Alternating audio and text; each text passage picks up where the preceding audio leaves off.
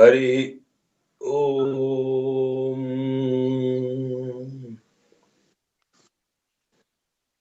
अस्मद्गुरुभ्यो नमः। श्रीमते रामानुजाय नमः। श्रीमन्नारायण शरणौ शरणं प्रपद्ये। श्रीमते नारायणाय नमः। नीलातुङ्गस्तनगिरितटी सुप्तमुद्बोध्य कृष्णम् नीलातुङ्गस्तनगिरितटी सुप्तमुद्बोध्य कृष्णम् पाराद्यं स्वं श्रुतिशतशिरः सिद्धमध्यापयन्ती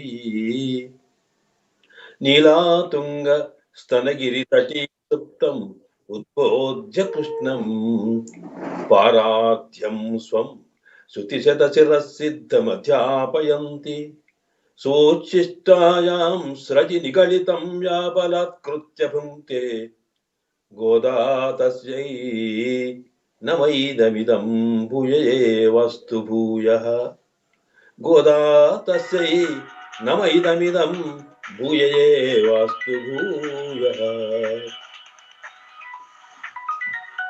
ஆண்டாள் திவ்ய திருவடிகளே சரணம்.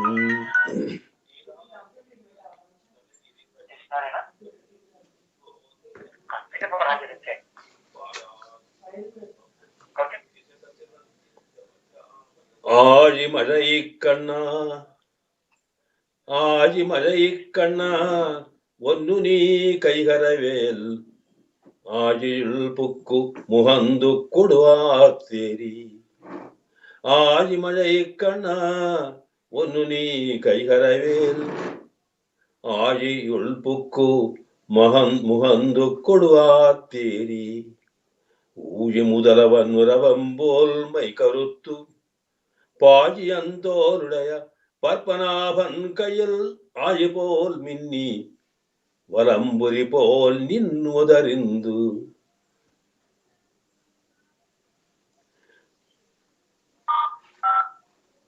ஆழி போல் மின்னி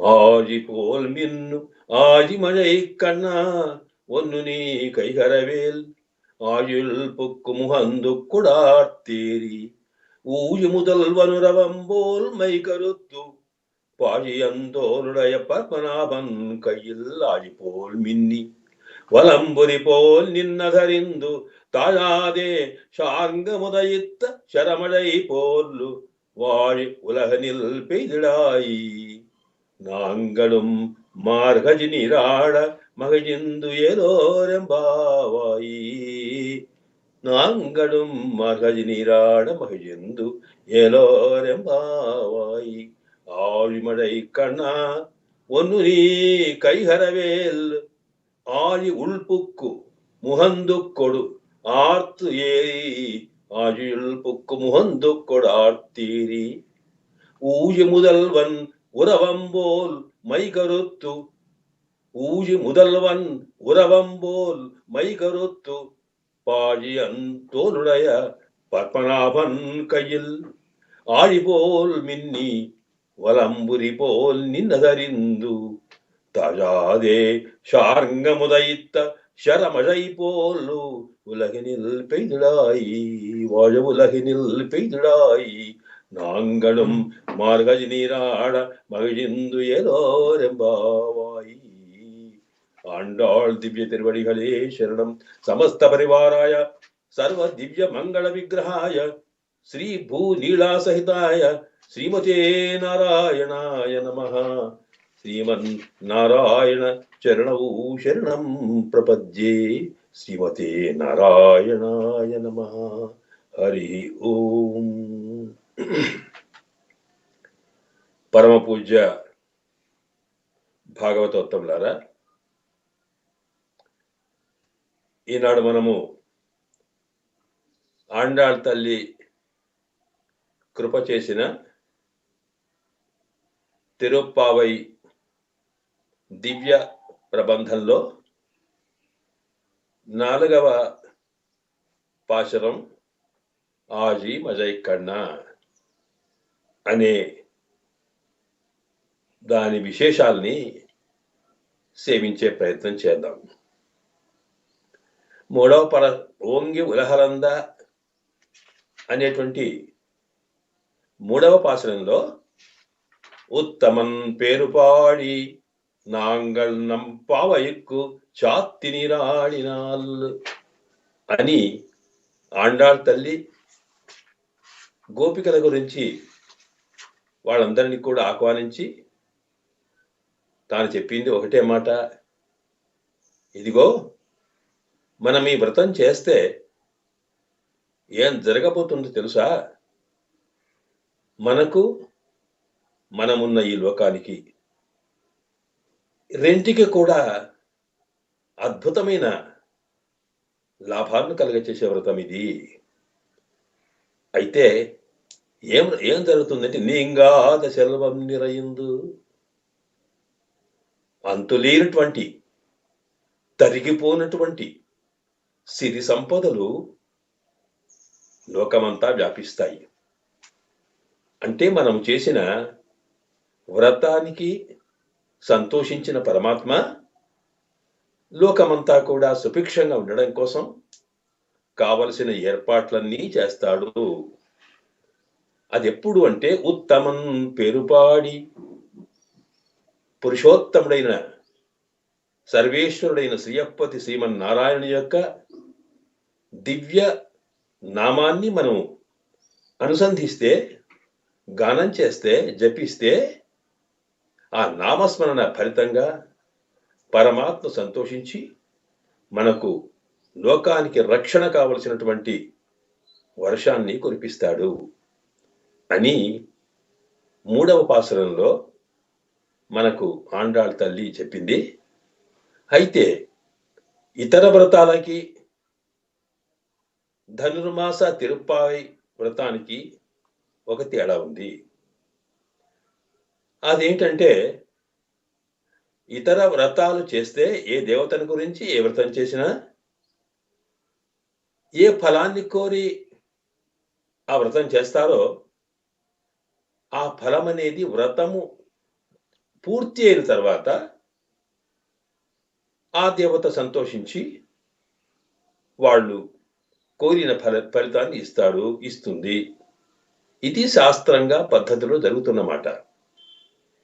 కానీ ఆండాళ్ తల్లి చెప్పిన ఈ తిరుప్పావై వ్రతంలో ముందు ఫలం ఇవ్వడమే, ఆ తర్వాతనే వ్రతాన్ని ఉత్సాహంగా చేసేట్టుగా చేయడం. కనుక ఇక్కడ ఏదో భగవన్నామస్మరణ చేస్తే వర్షం కురుస్తుంది, పాడి పంటలు పెరుగుతాయని చెప్పడం కాదు, వర్షం కురిచి తీరాలి, వర్షాన్ని కురిపించాలి. వర్షం కురిసి పాడి పంటలు పెరిగి లోకమంతా కూడా సుభిక్షంగా ఉన్నప్పుడు మాత్రమే మనం తలపెట్టిన వ్రతం నిర్విఘ్నంగా కొనసాగుతుంది. కనుక ముందు వర్షం పడాలి అని చెప్పడం కాదు, చేతల్లో చూపిస్తుంది వ్రతం. అది ఆండాళ్ తల్లి సంకల్పం అలాంటిది. కనుక ఈ ఆజీ మజై కన్నా అనే పాశురంలో సాక్షాత్తుగా వర్ష అధిదేవత అయిన మేఘరూపంలో వచ్చిన వరుణ దేవుణ్ణి ఆండాళ్ తల్లి శాసిస్తున్నది. లోకానికంతటికి కూడా వర్షాన్ని కురిపించుము అని చెప్పి తాను ఆజ్ఞాపిస్తున్న పద్ధతిని మనకి ఈ పాశురంలో ఆండాళ్ తల్లి కృప చేసింది. ఇది ఎలాగా? వర్షం కురిపించేది వరుణుడే అయినా ఆయన పరమాత్మ యొక్క ఆజ్ఞాబద్ధుడు కదా. కనుక మనకు ఏ ఫలితాలు ఇచ్చినా, అది ఏ దేవత ద్వారా ఇచ్చినా, అది అఖిలాండ కోటి బ్రహ్మాండ నాయకుడైన సకల విశ్వానికి పతి అయిన ప్రభు అయిన శ్రీయప్పతి శ్రీమన్నారాయణుడే కదా. అందువల్ల నారాయణుడు చెబితే, నారాయణుడు సంకల్పిస్తే, పరమాత్మ సంకల్పిస్తే లోకమంతా కూడా వర్షం కురవాలి. అలాగే ప్రకృతి పులకించాలి. ప్రకృతి తాను ఇవ్వదలుచుకున్న ఫలితాలను ఇవ్వాలి. కానీ ఇక్కడ ఆండాళ్ తల్లి తాను చెబుతుందే వర్షం కురుమని, ఇది ఎట్లాగా? అంటే ఇక్కడ మనకొక రహస్యం చెబుతూ ఉన్నది. సాధారణంగా 32 కోట్ల దేవతలున్నారంటున్నారు. ఒక్కొక్క దేవత ఈ ప్రపంచంలో ఉన్న మనకు ఒక్కొక్క రకమైనటువంటి ఫలితాన్ని ఇస్తుంది. అంటే సర్వ లోకాలను సృష్టి చేసి వాటిని రక్షిస్తూ వాటి గురించి సర్వ విధాల తాను భారం వహిస్తున్న పరమాత్మ ఈ ప్రపంచమంతా ఉన్న వివిధ కార్యాలను నిర్వహించడం కోసం తాను రకరకాల దేవతలని ఏర్పాటు చేసుకున్నాడు. కనుక దేవతలంటే ఎవరో కాదు. దేవతలంటే కూడా పరమాత్మ సృష్టిలో చెందినటువంటి జీవులే. కాకపోతే మనము చేసుకున్న పుణ్యాన్ని బట్టి మనం మనుషులమై పుడితే అంతకన్నా కాస్త ఎక్కువ పుణ్యం చేసుకుని పరమాత్మ అనుగ్రహం పొందిన వాళ్ళైతే మానవ జన్మ కన్నా ఉత్తమమైన దేవతా జన్మను పొందే అవకాశం ఉంది. కనుక దేవతలంటే కూడా పరమాత్మకు పరతంత్రులైన జీవులే. అయితే తాను ఈ ప్రపంచ నిర్వహణ వ్యవస్థలో ఒక పద్ధతిని చేసుకున్నాడు ఆయన. ఆయన సృష్టిలో తాను 4 రకాల సృష్టి చేశాడు. చాతుర్వర్ణ్యం మయా సృష్టం గుణ కర్మ విభాగశ అన్నారే ఆ భగవద్గీతలో కృష్ణ భగవానుడు. చాతుర్వర్ణ్యం అంటే 4 వర్ణాలు, బ్రాహ్మణ, క్షత్రియ, వైశ్య అనేటువంటి సామాన్యంగా భారతదేశంలో ఉన్న సామాజిక వర్గాలు మాత్రమే కాదు. అలాగైతే ఇతర ప్రపంచంలోని ఇతర భాగాల్లో ఉన్న జీవుల్లో కూడా చాతుర్వర్ణ్యం మయా సృష్టం అన్నాడు కదైనా. నేను సృష్టించినాను అంటే ఆయన సృష్టిలో 4 భాగాలు ఉన్నాయన్నమాట. వాటిలో దేవతలు ఒకటైతే, ఈ భూలోకంలో ఉన్న మనుషులు రెండవదైతే, అలాగే జంతుజాలము, పక్ష్యాలము, తిరియ జంతువులు మూడవదైతే, జడ పదార్థాలైన చెట్లు చేమలు నాలుగవది. ఈ 4 రకాల సృష్టి అంతటా ఉంది ప్రపంచంలో, పరమాత్మని ప్రకృతిలో. ఈ 4 రకాల సృష్టిలో ఒక్కొక్క జీవికి, ఒక్కొక్క జాతికి ఒక బాధ్యతను అప్పగించాడు ఆయన. దేవతలందరికీ కూడా తాను లోకానికి ఇవ్వదలుచుకున్న ఫలాలన్నింటినీ వాళ్ళకి ఇస్తాడు. అదే మనము వైకుంఠ ఏకాదశి నాడు దేవతలు ప్రార్థించి పొందేటువంటి ఫలాలవి. అవి ఎవరి కోసం అంటే ఈ లోకంలో ఉన్నటువంటి మిగతా మానవ సమాజం కోసం లేదా ఇతర జీవుల కోసం. కనుకని సృష్టి చేసిన తరువాత పరమాత్మ ఒకే సందేశం ఇచ్చాడు భగవద్గీతలో. దేవాన్ భావయతానేన తే దేవాః భావయంతు వః పరస్పరం భావయంతః శ్రేయః పరమవాప్స్యత. ఇదిగో నేను దేవతలకు ఫలాలు ఇచ్చాను. మీరు కోరినటువంటి మీకు అవసరాలన్నీ కూడా వాళ్ళ దగ్గర ఉంటాయి. మీరేం చేయాలి? దేవాన్ భావయత అనేన సహయజ్ఞాః, యజ్ఞములు, యజ్ఞరూపమైన కర్మలు సృష్టించి మీరు ఈ కర్మ ప్రవృత్తి ద్వారా మీరు చేసేటువంటి కర్మను చేస్తూ ఆ కర్మల ఫలితాన్ని దేవతల ద్వారా పొందండి. దేవతలు సంతోషంతో మీకు ఆ ఫలితాలు ఇవ్వాలి. ఇలాగా మీరు కర్మలు చేయడం, ఆ కర్మల యొక్క ఫలితాన్ని దేవతలు ఇవ్వడం, దేవతలు మీ కర్మలతో సంతోషించడం, పరస్పరం భావయంతః ఒకరికొకరు సహకరించుకొని ఇలా నడవండి అని చెప్పాడు కనుక ఈ మనకు కావలసినటువంటి మనము చేసే రకరకాల కర్మల యొక్క ఫలితాలను ఇవ్వగలిగేటువంటి శక్తిని పరమాత్మ ఒక్కొక్క దేవతకి ఇచ్చాయట. అలాగే ఆరోగ్యం భాస్కరాదిచ్చేదని, సూర్య భగవానుడికి లోకానికి ఆరోగ్యం ఇచ్చే లక్షణాలు ఇచ్చాడని, అలాగే మిగతా దేవతలకి ఒక్కొక్కటి ఇస్తూనే వరుణ దేవతనికి వర్షాన్ని కురిపించి జలాన్ని పరిపాలించేటువంటి శక్తిని ఇచ్చాడు ఆయన. కనుక జల అధిదేవత వరుణుడు. కనుక ఇప్పుడు వర్షం కావాలంటే, నీరు కావాలంటే ఎవరిని ప్రార్థించాలి అంటే వరుణుని ద్వారా పరమాత్మను ప్రార్థించాలి. కానీ అందువల్ల ఇక్కడ పరమాత్మను ప్రార్థించడానికి బదులుగా ఇక్కడ మరి వరుణ దేవుణ్ణి పరమాత్మకి బదులు అమ్మనే ఆజ్ఞయిస్తుంది ఇక్కడ ఈ పాశురంలో. ఎందుకంటే సకల దేవతలన్నీ కూడా పరమాత్మకు లొంగి ఉండేవి కనుక, ఆయన ఆజ్ఞకు బద్ధమై ఉంటాయి కనుక పరమాత్మ ఆజ్ఞకు భయపడతాయట. భీషాస్మాద్వాతపవతి భీషోదేతి సూర్య ఉపనిషత్ చెబుతుంది. అస్మాత్ ఈ పరమాత్మ యొక్క ఆజ్ఞకు భయపడి సకల ప్రకృతిలోని సకల వస్తువులు కదులుతూ ఉంటాయట. భీషాస్మాత్ వాతపవతి ఆ పరమాత్మ యొక్క శక్తికి భయపడి గాలి నిర్ణయంతో అటు ఇటు తాను వాయుదేవుడి రూపంలో ఉన్న గాలి తాను వీస్తూ ఉంటుందట. సూర్యోదేతి భీష్మ అలాగా సూర్యుడు ఉదయిస్తాడు, చంద్రుడు కదులుతాడు. ఇలాగా రకరకాల గోళాలన్నీ కూడా సకల గ్రహాలు, ఆ గ్రహాలకు అధిపతి అయినటువంటి దేవతలంతా కూడా పరమాత్మ యొక్క ఆజ్ఞాబద్ధులై ప్రపంచం నడిపిస్తూ ఉన్నాడు అని ఉపనిషత్తు చెబుతూ ఉంది. కనుక మరి అలాంటి పరమాత్మ చెప్పితే చేయవలసిన పనిని ఇక్కడ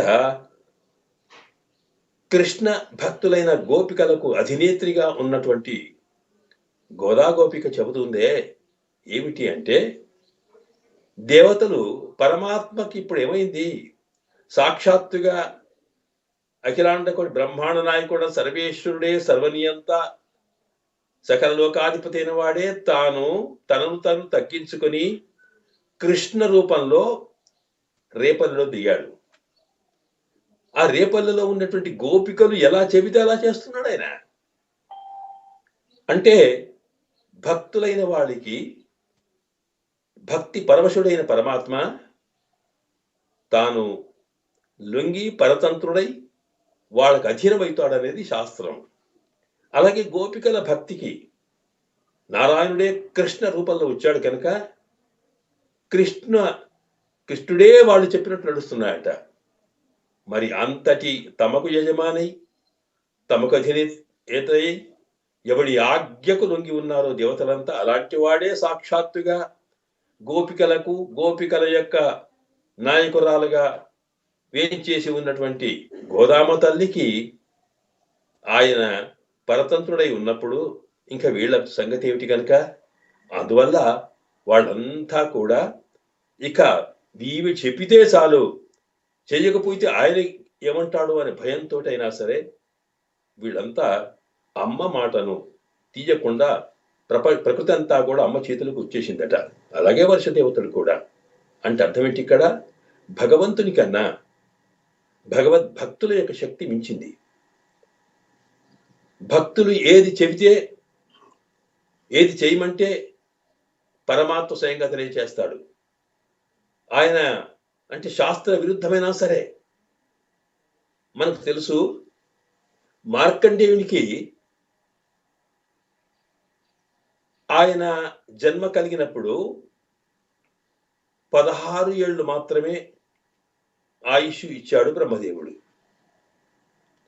ఆ 16 ఏళ్ళు అయిన తర్వాత మృత్యుదేవత మార్కండేయుని యొక్క ఆత్మను తీసుకోవలసిన పరిస్థితి ఏర్పడ్డది.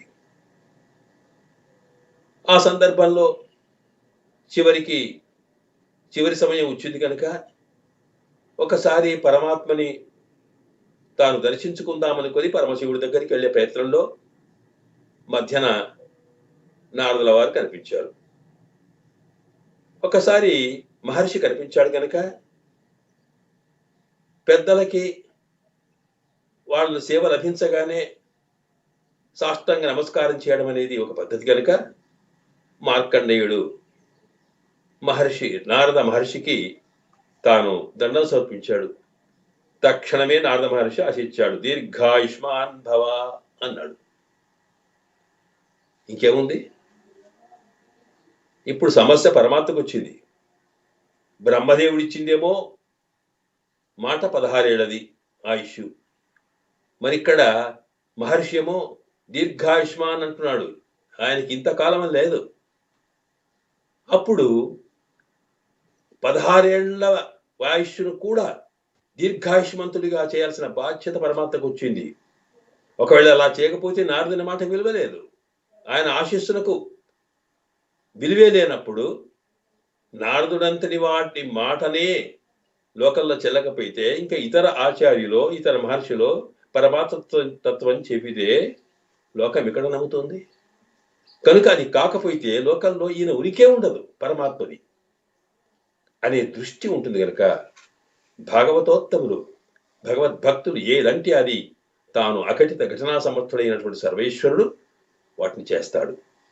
కనుక అంతటికన్నా నారద మహర్షి కన్నా కూడా అత్యంతమైన భక్తి కలిగిన గోపికలకు ఇంకా ఆయన పరతంతుడు కదా. అందువల్ల ఆ గోపికల దృష్టిలో పెట్టుకుని వారందరికీ కూడా నాయకత్వం వహిస్తున్నటువంటి అమ్మ గోదాదేవి మాటను తను కాదనే ప్రశ్న లేదు కనుక ఆ గోపికల యొక్క గోష్ఠిలోకి దేవతలంతా వచ్చి చూస్తున్నారట, ఎవరేం చెబుతారో, ఎవరికి ఏం సేవ చేయాల్సి వస్తుందో అని. అంతేకాదు, పరమాత్మకు చేసిన సేవ కన్నా భగవంతునికి చేసిన సేవ కన్నా భగవద్భక్తులకు సేవ చేస్తే పరమాత్మకు సంతోషం ఎక్కువ. కనుక ఇప్పుడు వీళ్ళంతా వ్రతం పెట్టుకున్నారే, వీళ్ళకి ఏం కావాలో అలాంటి వాటిని మేము కైంకర్యం చేయడానికి సిద్ధంగా ఉండాలనుకొని వివిధ దేవతలంతా చూస్తూ ఉంటే వర్షం కావలసిన స్థితి వచ్చింది. అందువల్ల అప్పుడు అమ్మంది, ఎక్కడున్నాడు ఈయన, ఈ వర్షం కురిపించేవారు ఎవరు అనేటప్పటికీ, అమ్మా ఇదిగో దాసుడు అన్నాడు వరుణదేవుడు. అంటప్పటికి, ఓహోహో చూచి మీరేనా వర్షం కురిపించేది అందట. ఇది ఒక అద్భుతమైన పాశురం. ఈ పాశురంలో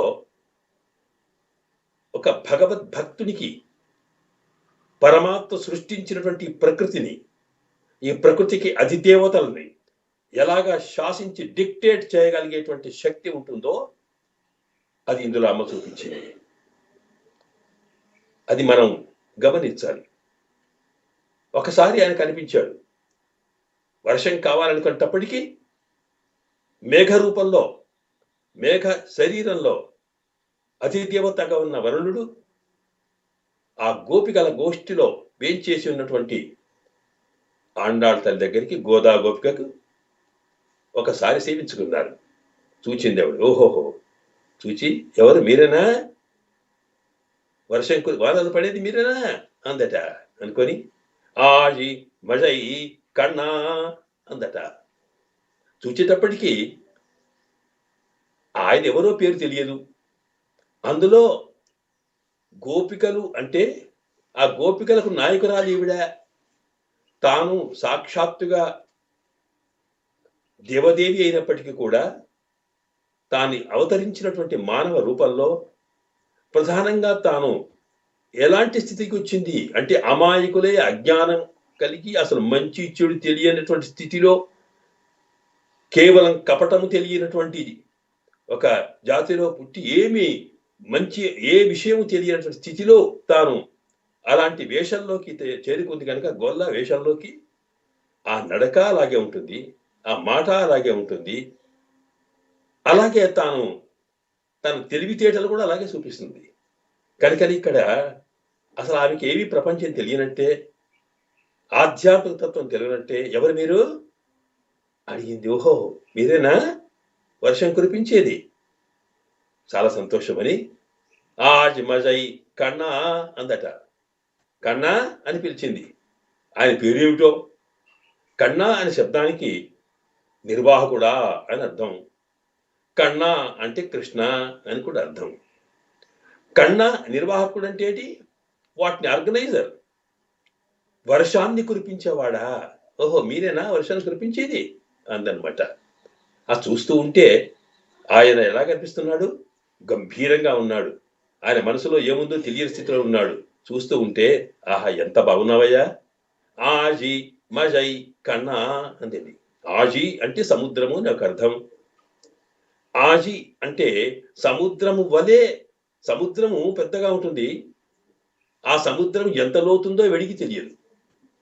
ఆ లోతులో ఏ ఏ వస్తువులున్నాయో కూడా మనకు అర్థం కాదు.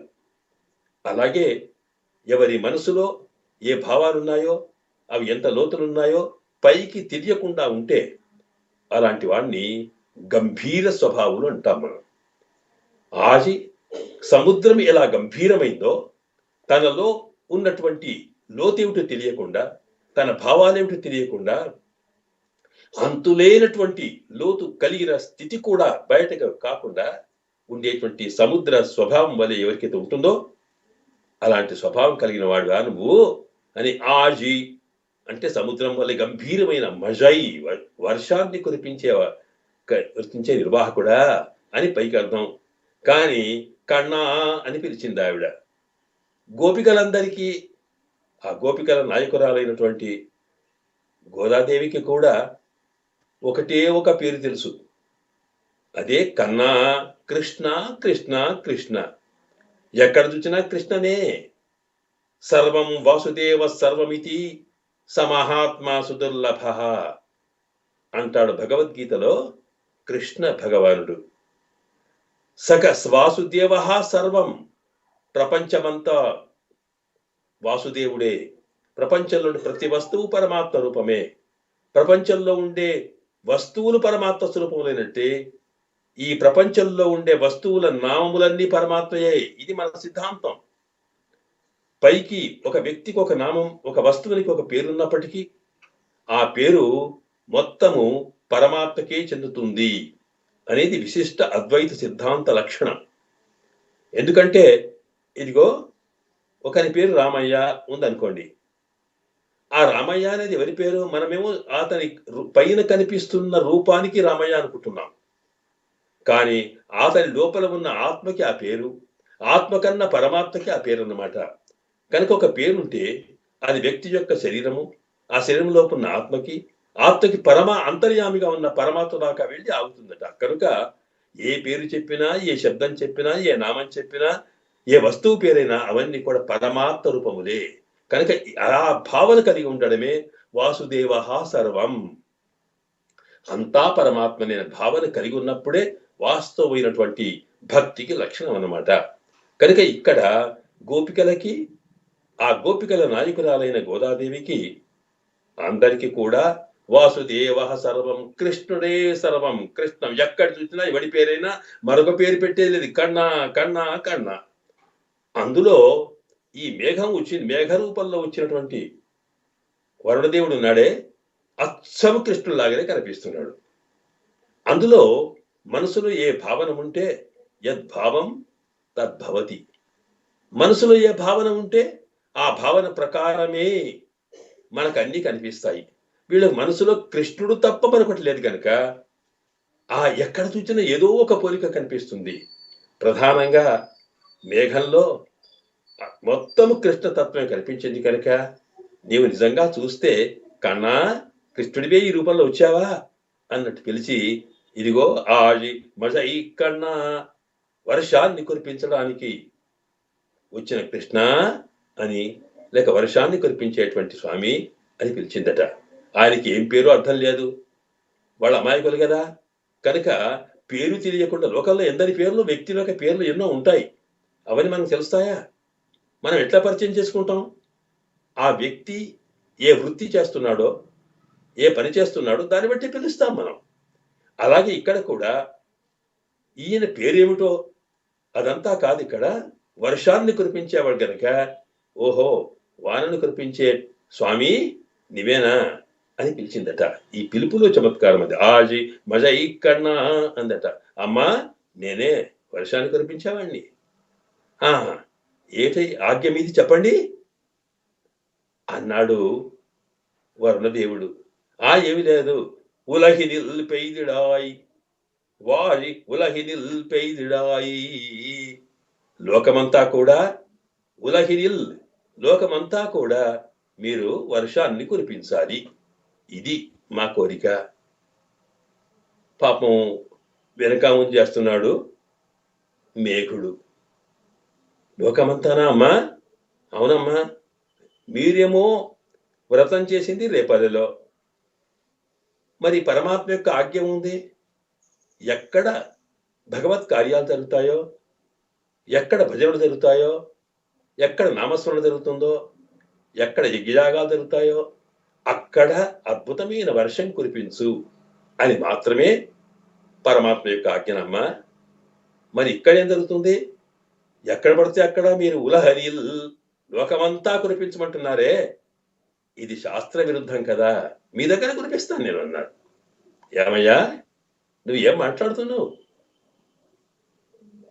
మా వ్రతము మా కోసం కాదయ్యా, మాతో పాటు లోకమంతా కూడా సుభిక్షంగా ఉండాలి, ఇది మా కోరిక. కనుక మేము చెప్పినట్టుగా లోకమంతా కూడా వర్షం కురిపించాలంతే. పాపము మేఘుడు అనుకున్నాట, ఏదో అమ్మను కాదంటే మళ్ళీ ఈవిడే పోయి అక్కడేం చెబుతుందో, అసలే పురుషకార స్వరూపిణి, అందులో ఈవిడంటే మరీ ప్రేమ స్వామికి. ఇదంతే ఎందుకు కనుక అమ్మా సరే లోకమంతా కురిపిస్తానన్నట. ఉలహినిల్ పెయ్దిడాయ్ చక్కగా కురిపిస్తాను, పర్వాలేదు, మంచిదే. వాటి మదైక్కన్నా అని మరి ఎలా కురిపిస్తావు? ఒన్రు నీ కైహరవేల్, ఏదో నేను చెప్పాననుకొని నీవెక్కడ పడితే అక్కడ ఏదో మాట వరుసకి ఇక్కడింత చినుకులు అక్కడిని చినుకులు 4 పంపించేసి పోవద్దు. ఒన్రు నీ కైహరవేల్, నీవెక్కడ కూడా నీలో ఏమాత్రము కూడా లోపం లేకుండా రేపల్లెలో ఎంతటి వర్షం కురిపిస్తావో, అలాగే వ్రతము జరిగే చోట ఎంతటి కృప వర్షం కురిపిస్తావో, అలాగే ప్రపంచమంతా కూడా అదే స్థాయిలో వానలు కురవాలి. అతివృష్టి కాదు, అనావృష్టి కాదు. మేము చెప్పామే తింగళ్ ముమ్మారు పెయ్దు, నెలకు 3 పంటలు కలిగేటువంటి చక్కని వర్షాలు కురిపించాలన్నామే. ప్రపంచమంతా అట్లే చెయ్యాలి, అంతే తప్ప ఒన్రుని కైహరవేల్ ఎక్కడ కూడా ఒక చోట అట్లా చేయకూడదు సుమా. శాసిస్తుంది అమ్మ. అలాగా కానమ్మా, శాస్త్రం ఏం చెబుతుంది? ఎక్కడ ఎంత సత్కార్యాలు జరుగుతాయో అంత మాత్రమే ఫలితం ఇవ్వాలని కదా శాస్త్రం చెప్తుంది. ప్రపంచమంతా కూడా పుణ్యాత్తులు ఉన్నారా? ఎందరో లోకల్లో పాపాత్ములు ఉన్నారమ్మా. ఈ పాపాలు చేసిన చోట కూడా మరి సుభిక్షం కలగచేస్తే ఇంకా అప్పుడు పాపాంతులకి పుణ్యాలకు తేడా ఎక్కడా? కనుక పరమాత్మ శాస్త్రం ఏం చెప్పింది? ఎక్కడ పుణ్య కార్యాలు జరిగితే అక్కడే ఇవ్వండి. కనుక ఇంకా పాపం జరిగే చోట అలా చేస్తే ఆజ్ఞ విరుద్ధం అవుతుందమ్మా భగవదాజ్ఞకు అంటే గోదమ్మందట. ఏమయ్యా నువ్వు ఎక్కడికి వచ్చావు ఇప్పుడు? ఇది ఎవరి గోష్ఠి అనుకుంటున్నావు నువ్వు? ఇది స్వామి యొక్క గోష్ఠి కాదు. ఆయన స్వతంత్రుడు, ఆయన శాసనానికి కట్టుబడేవాడు, శాస్త్ర ప్రకారం నడిపించాలనుకునేవాడు, అది వేరు. ఆయన ఎంత కృపామాత్రుడైనా, ఎంత దయగలవాడైనా తాను చేసిన శాస్త్రానికి చట్టానికి విరుద్ధంగా పోవడానికి ఇష్టపడు గనక ఆయన ఆజ్ఞ అలా ఉంటుంది. కానీ నేను అలా కాదే. ఈమె ఎవరిక్కడ? కరుణామూర్తి, దయ. దయ అంటే ఏమిటో తెలుసా నీకు? దయ అంటే ఎదుటివాడి దుఃఖాన్ని, పరదుఃఖ దుఃఖిత్వం దయ, పరదుఃఖ అసహిష్ణుత్వం దయ. వాడు ఎటువంటి వాడైనా సరే, సంబంధం ఉండని లేకపోని ఇతరులు బాధపడుతుంటే సహించలేకుండా అయ్యో అనిపించడం దయ. కనుక వాడి మీద వాడి మంచి చెడులు చూస్తామా? నీకు తెలియదా ఇలాంటి సంఘటన ఒకటి జరిగిందని? గోదమ్మ ఎవరో కాదు కదా, ఆమె భూమాత యొక్క సాక్షాత్ అవతారం ఆవిడే. ఈ ఈ గోదాదేవి తాను పరమాత్మ రామచంద్రుడిగా అవతరించినప్పుడు తాను సీతాదేవిగా అవతరించింది. అలాంటి సందర్భంలో ఒక సంఘటన జరిగింది. సీతాదేవిని లంకలో రావణాసురుడు బంధించి రాక్షసుల మధ్యన ఉంచితే రాక్షసులంతా కూడా విపరీతమైన బాధలు పెడుతుంటే ఆ సందర్భాన్ని చూచాడు ఆంజనేయ స్వామి ఆమె దగ్గరికి వెళ్ళినప్పుడు. పాపం ఎంత బాధపడ్డాడో అప్పుడేం చేయలేకపోయినాడు. కానీ ఆ తర్వాత రావణవధ జరిగింది. ఆ సంతోషాన్ని ఒకసారి అమ్మకు ఆ వార్తను చెబుదామని ఆనందంతో ఉత్సాహంతో ఆంజనేయ స్వామి అక్కడికి వెళ్ళాడు. వెళ్ళేటప్పటికీ ఆ సీతమ్మ చుట్టూ రాక్షసులు ఉన్నారు. ఆయనకు ఒకసారి ఇంతకు ముందు రాక్షసులంతా కూడా అమ్మను బాధపడేటువంటి స్థితి గుర్తుకొచ్చింది. దానికి ప్రతీకారం తీసుకోవాలనుకున్నాట. అనుకొని అమ్మ ఈ సంతోషం వార్త వింటే సంతోషపడితే రావణవధ జరిగింది, ఈ ఆనందంలో నాకు ఒక వరం ఇవ్వమన్నాడు ఆయన. ఏమిటి? ఏమీ లేదు, ఇదిగో ఇంతకాలం నిన్ను ఇన్ని రకాల బాధలు పెట్టారే, వీళ్ళందరినీ కూడా నేను ముక్కలు ముక్కలు చేసి తుత్తునుకలు చేసి పాయిస్తాను, చెత్త కింద కొడతాను, ఆగిమన్నాట. అప్పుడుందట అమ్మా, ఏమయ్యా ఎక్కడ మాట్లాడుతున్నావు నువ్వు, ఇదా నువ్వు చేయాల్సిన పని అని చెప్పి అంటూ పాపానాం వా శుభానాం వా, అసలు లోకంలో పాపాలు చేసిన వాళ్ళైనా పుణ్యాలు చేసిన వాళ్ళైనా ఎవరైనా సరే అలాంటి వాళ్ళకి వధార్గాణం ప్లవంగమ, వాళ్ళు వధార్హులైనప్పటికీ కూడా, అంటే వాళ్ళ తలలు నరకవలసినటువంటి పాపాలు చేసినప్పటికీ కూడా అలాంటి వారిని కార్యం కరుణ మార్యేణ, బుద్ధిమంతుడైన వాడు ఎంతటి దోషాలు చేసిన వాళ్ళైనా తాను క్షమించాలయ్యా. క్షమ గుణం మనలో ఉండాలి, అంతే తప్ప అవన్నీ చేస్తావా? అయినా నువ్వేంటి ప్లవంగమా, ప్లవంగమా అంటే దుంకేది అని అర్థం. కోతులు దుంకుతాయి గనక ప్లవంగములు అని పేరు. ప్లవంగమ అంటుంది, ఏమో బాగా దుంకుతున్నావే నువ్వు, ఏమనుకుంటున్నావు నువ్వు, వీళ్ళ తప్పేముంది కనుక నీకు ఆజ్ఞ లేదు పొమ్మందట. అంటే కరుణామూర్తి అయినటువంటి అమ్మ రావణాసురుడికి కూడా తాను ఉపదేశం చేసిన తల్లి కనుక ఆవిడ ఆ రోజుల్లో తనను అనేక రకాల హింసించినటువంటి రాక్షసులను కూడా ఆంజనేయ స్వామి బాధ పొందకుండా రక్షించినటువంటి తల్లి ఆవిడ. వాస్తవానికి శాస్త్రమేమో తప్పు చేసిన వాడికి వధార్గాణం, తల నరకాల్సిందే శాస్త్రం చెబుతుంది. అది స్వామి యొక్క ఆజ్ఞ కావచ్చు, కానీ కరుణామూర్తి అని అమ్మ క్షమించే స్వభావం కలది కనుక అలా చెప్పిందే. అలాంటి స్వభావం కలదే గోదాదేవి కూడా. వేషాలు ఎన్ని మారినా, రూపాలు ఎన్ని మారినా స్వభావం అదే కదా.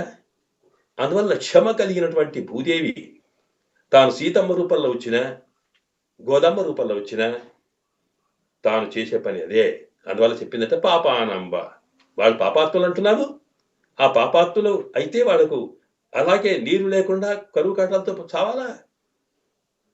మనకు దయ ఉండొద్దు, మా ఉద్దేశం అది కాదు. కనుక ఎక్కడైనా సరే ఒందు నీ కైగర వేల్, ఎక్కడ కూడా ఏమాత్రం లోపం జరగకుండా చూడాలి, ఇది మా ఆజ్ఞపమ్మన్నది. సరే అమ్మా అన్నాడు ఆయన. అంతప్పటికీ అది వాస్తవమే, మరి ఏం చేస్తావు, నీళ్ళు ఎక్కడి తెస్తా అనుకుంటున్నావు నువ్వు?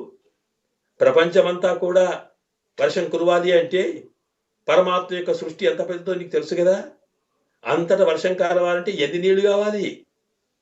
మరి నువ్వెక్కడో ఏదో సామాన్యమైనటువంటి చెప్పారు కనుక డ్యూటీ చేస్తున్నాను అనుకొని ఏ చెరువులోనో ఏ కుంటలోనో ఏదో కొన్ని నీళ్లు తీసుకొని అక్కడెక్కడ చల్లొద్దు సుమా. మరి ఏం చేయాలంటారమ్మా? ఏమి లేదు, ఉను నీక ఆజి ఉల్పుక్కు ముహందుక్కొడు, చక్కగా ఇక్కడి నుంచి సముద్రానికి వెళ్ళు. చతుస్సముద్రములు మొత్తం భూమి చుట్టూ ఉన్న సముద్రం ఉన్నాయే, ఆ సముద్రాల దగ్గరికి వెళ్ళు. సముద్రములో ఉండే నీరును పుచ్చుకొనిరా. అక్కడ నీకు ప్రపంచమంతా వర్షాన్ని కురిపించగలిగేంతటి నీరు అక్కడ ఉంటుంది, అంతే తప్ప ఏదో పని చేయొద్దు. అందువల్ల ఆజి అంటే సముద్రం, అక్కడికి వెళ్ళాలమ్మా. సరే అమ్మా, అక్కడికి వెళ్ళి తెస్తాను అన్నాడు ఈయన. తెస్తావు కానీ ఎక్కడ తెస్తావు? ఆ సముద్రంలోకి వెళ్ళినా ఏదో ఒడ్డు దగ్గర, రేవు దగ్గర, దిగే దగ్గర లోతు తక్కువ ఉంటుంది. ఎక్కడ లోతు తక్కువ ఉంటుందో అక్కడ నీళ్లు తక్కువ ఉంటాయి. అలాగని నువ్వు ఒడ్డు మీదనే కూర్చొని ఇన్నన్ని నీళ్లు తీసుకొని వస్తే కుదరదు. ఏం చేయాలి? ఆ ఉల్పుక్కు ఆ సముద్రానికి లోపలిదాకా వెళ్ళు. ఎక్కడ మధ్యానికి వెళ్తే మరీ లోతు ఎక్కువ ఉంటుంది. ఎక్కడ లోతు ఎక్కువనో ఆ లోతు ఎక్కువ ఉంటున్న చోటికి వెళ్ళి నీవు ఆ నీటినంతా పుచ్చుకో ముందు. అంటే మేఘము సముద్రంలో ఉన్న నీటిని తాను తాగి ఆకాశంలోకి వ్యాపించి ఆ తర్వాత దాన్ని లోకాలకు కురిపిస్తుంది అనేది మన పురాణ వ్యక్తుల యొక్క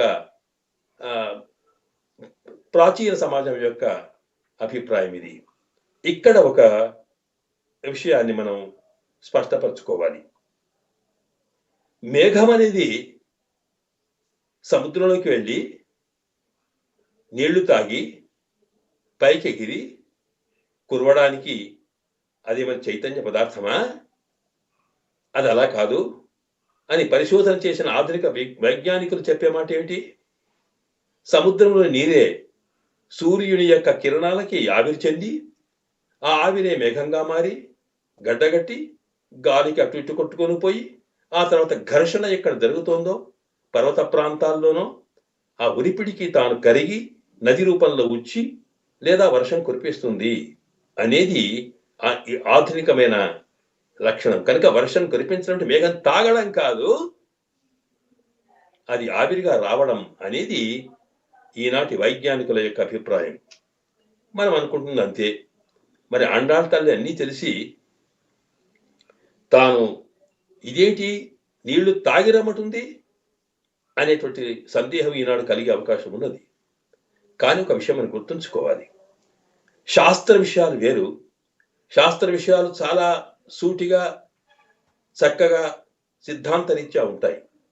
కానీ సామాన్యులకి శాస్త్ర విషయాల్ని చెబితే అర్థం కావు. కనుకనే మన మహర్షులు పూర్వాచార్యులు కూడా వాస్తవమైన సత్యాన్ని వారు ఎవరి కోసం చెబుతున్నారో వాళ్ళ మనస్తత్వానికి అనుకూలంగా మార్చి చెప్పడం అనేది మన వాళ్ళు అనుసరించిన పద్ధతి. యద్వేదాత్ ప్రభు సంహితాదధిగతం శబ్ద ప్రధానాక్షరం. వేద రూపం, వేదమేమో మహారాజు గారు చెప్పేది శాస్త్ర రూపంలో ఉంటుంది. అలాగా వేదం ఎప్పుడు కూడా సూటిగా సత్యం వద ధర్మంచర ఇలా చెబుతుంది. అలా చెబితే అర్థం కాని వాళ్ళ కోసము అదే సత్యాన్ని కథల రూపంలో మార్చి లోకానికి పురాణాలు అందిస్తాయి. సత్యం పలకాలి అనే మాటని సత్య హరిశ్చంద్రుడి కథలాగా చెప్పి సత్యం పలకడం యొక్క ప్రాధాన్యత చూపిస్తుంది. అంటే చెప్పే పద్ధతిలో మార్పు అన్నమాట. అంతకన్నా మరీ సామాన్యులకి చిన్న కథల్లాగా చెప్తారు. మనకు తెలుసు, సామాన్యంగా ఒకనాడు ఒక తల్లి తన పాపని, కాస్త మాటలు అటు ఇటు వచ్చే పాపని ఎత్తుకొని రాత్రిపూట తానేదో గోరు ముద్దలు అన్న ముద్దలు పెడుతుందట. పెట్టేటప్పుడు చందమామను చూపిస్తుంది. చంద్రుని చూపించుకుని, చూసావా ఈ చందమామ ఎలా ఉన్నాడు, చందమామ రావే అని పిలుస్తూ. ఈ చిన్నపిల్లలకి సందేహాలు ఎక్కువ, ప్రశ్నలు ఎక్కువ.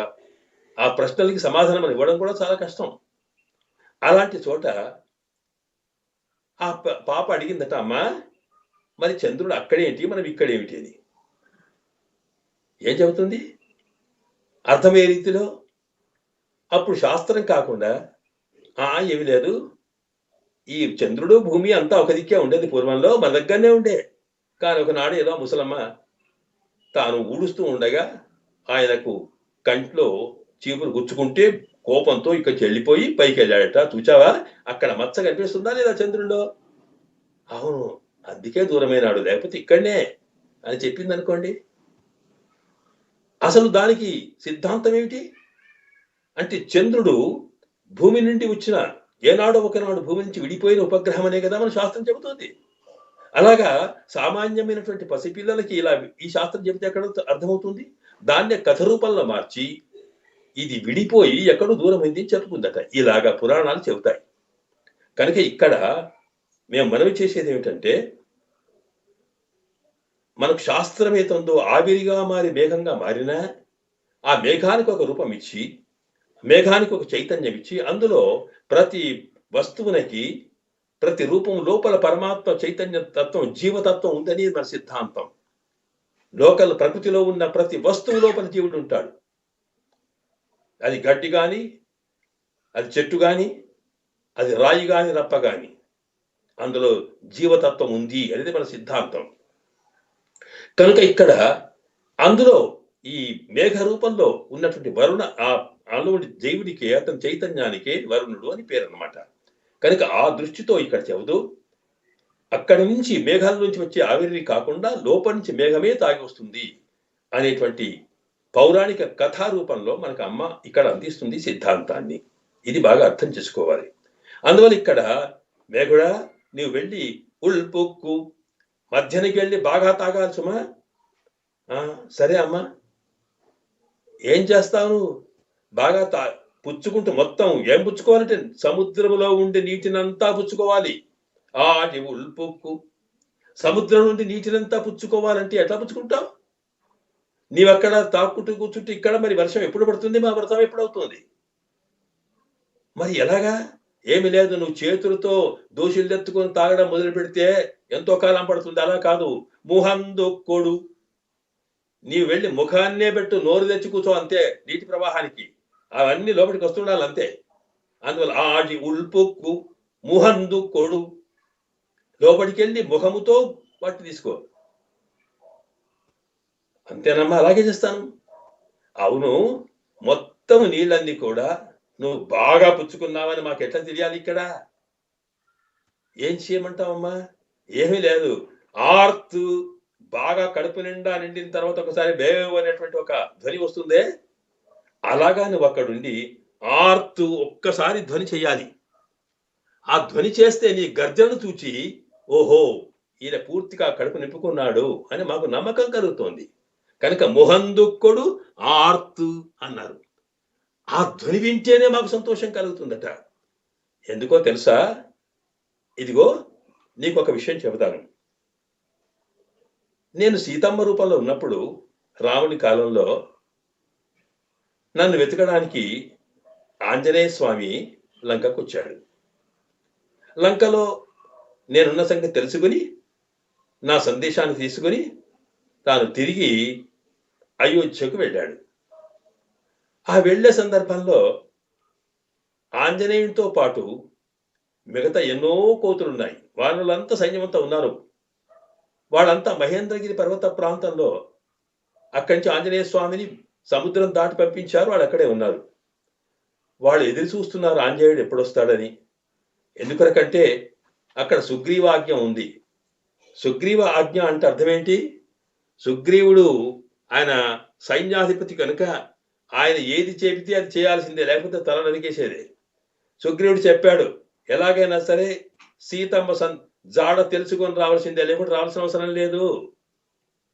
పాపం ఆంజనేయుడు పోయినాడు. వానర సైన్యం అంతా కూడా వానరులంతా చూస్తున్నారు, వస్తాడా రాడా, ఏం చేస్తాడు ఈయన. రాకపోతే ఏమవుతుంది? మన తలపోతాయి. దానికి బదులు హాయిగా ఇక్కడ ఉపవాసం ఉండి మరణించడం మంచిది అనుకున్నట మొత్తం నీళ్లు తాగడం మాని, ఆహారం తీసుకోవడం మాని నిరాహార దీక్షలో ఉన్నారట అక్కడుండే వానరులంతా. చూస్తున్నాడు ఎక్కడొస్తారు ఏమవుతాడని. అంతలోకి ఆంజనేయ స్వామి ఒక్కసారి తాను గర్జించాడు. ఒక్కసారి అక్కడి నుంచి సీతమ్మ యొక్క సందేశం తీసుకుని ఆకాశంలోకి ఎగిరి సముద్రాన్ని దాటి ఉత్సాహంగా తాను ఒక్కసారి మహేంద్రగిరి పర్వతానికి వస్తున్నాడు. రాగానే వచ్చే ముందు ఒక్కసారి బ్రహ్మాండమైనటువంటి గర్జన చేశాడట ఆయన సంతోషంతో ఆంజనేయ స్వామి. ఆ చేయగానే ఒక్కసారి అది విన్న తర్వాత ఎంత సంతోషపడ్డారో. ఒక్కసారి వాళ్ళకి పోయే ప్రాణాలు తీసి వచ్చాయి. ఓహో, ఎందుకంటే ఆ ఉత్సాహం చూసినప్పుడే మనం సాధారణంగా వచ్చేవాడి ముఖం చూసినా, వాడి మాటను చూసినా, వీడి పోయిన పని చక్కగా చేశాడా లేదా అని అప్పుడే అర్థమవుతుంది మనకి. కనుక వాళ్ళంతా కూడా చూసిన, ఓహో ఆ ధ్వని వింటే ఆ ఉత్సాహం చూసి తప్పకుండా సీతమ్మ జాడ ఇతను తీసుకొని వచ్చాడు అనే సంతోషం కలిగట. అక్కడ ఉండేటువంటి వానరులందరికీ ప్రాణాలు తీసి వచ్చాయట. దేనివల్ల అంటే అదిగో ఆయన చేసిన ధ్వని విన్నప్పుడు. కనుక అలాగే నీవు కూడా ధ్వని చేయాలన్నారు. ఆయన ఏం చేశాట, వానరేంద్రస్య నిర్ఘోషం పర్జన్య నినదోపమం అన్నాడు వాల్మీకుల వారు అక్కడ. వానరేంద్రస్య నిర్ఘోషం పర్జన్య నినదోపమం. ఈ ఉదాహరణ ఎందుకు ఇస్తున్నామంటే ఇక్కడ వాల్మీకుల వారు అక్కడుండే వానరులు ఆంజనేయ స్వామి యొక్క ధ్వని విన్నప్పుడట వానరేంద్రుడి యొక్క నిర్ఘోష అద్భుతమైన గర్జనను విన్న తర్వాత ఎట్లా ఉందట అంటే అది మేఘం యొక్క గర్జనలాగా ఉందట. అది పర్జన్యనోపం. పర్జన్యుడు అంటే సామాన్యమైనటువంటి మేఘం కాదు. ఆ పర్జన్యుడు అనేటప్పటికంటే బ్రహ్మాండమైనటువంటి వర్షాన్ని కురిపించి గడగడలాడేటువంటి స్థితిలో ఉన్న మేఘం ఎంతటి గర్జనలు ఒరిపిడి వల్ల గర్జన చేస్తుందో అంతటి అద్భుతమైన ధ్వని వస్తుందట. అంటే మేఘం యొక్క ధ్వని విన్నప్పుడు ఆ ధ్వని బట్టి ఎంత గొప్ప వర్షం పడుతుందో అని మనం ఎట్లా అనుకుంటామో అలాగే పర్జన్య నినందోపమం అన్నాడు వాల్మీకుల వారు అక్కడ.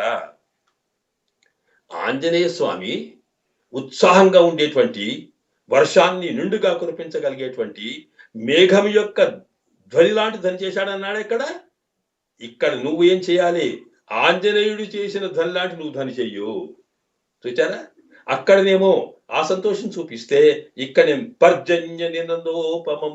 కనుక ఆంజనేయుని యొక్క ధ్వని విని తాము ఏమవుతామని బాధలో ఉన్నటువంటి కోతుల్లో ఉత్సాహం ఎట్లా వచ్చిందో నీ యొక్క ధ్వని విని ఆంజనేయుడు చేసినట్టు ఆంజనేయుడు సీతమ్మ సందేశాన్ని తీసుకొచ్చి వానరులను బతికించినట్టుగానే నీవు కూడా కరువు కాటకాలతో బాధపడుతున్నటువంటి ఈ లోకంలో నీ గర్జన వినగానే ఉత్సాహం కలిగేట్టుగా చేయమన్నారట.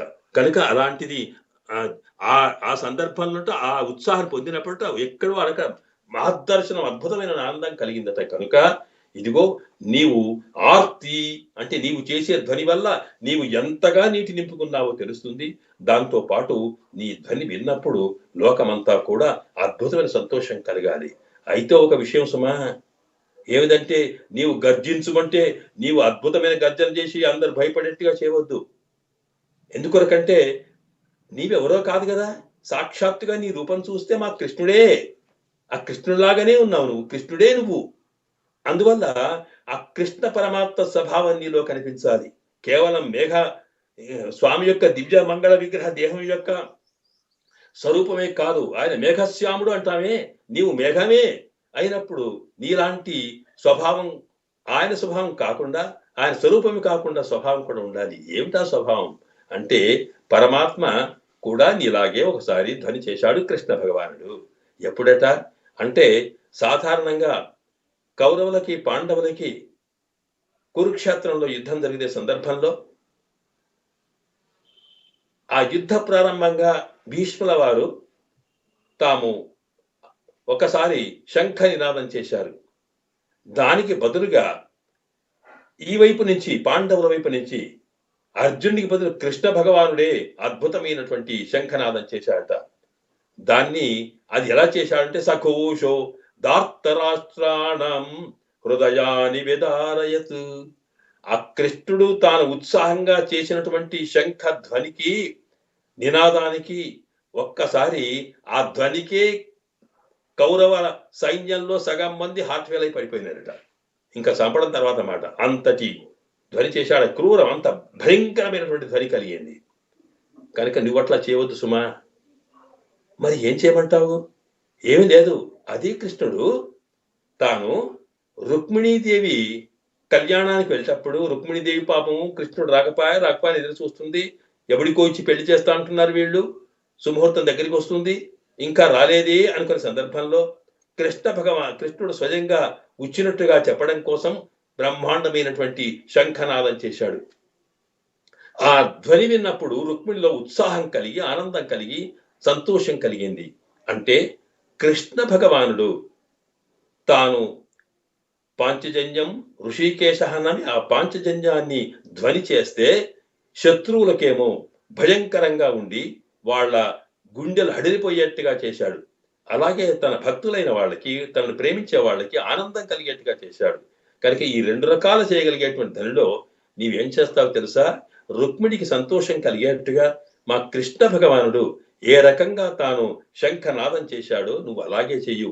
అంతే తప్ప ఆర్తి అనేటప్పుడు ఒక్కసారి గడగడలాడించకు సుమా అమ్మా, అంతే సరే. అంటే ఆయన ఎలాగా ఎలా పోవాలో, ఎక్కడ వెళ్ళాలో, ఏం చెయ్యాలో, దాంతో పాటు ఏ రకంగా తాను ధ్వని కూడా ఎలా చేయాలో అమ్మ శాసిస్తూ ఉన్నది. ఇక ఇది మనం గమనించాల్సిన అవసరం ఇది.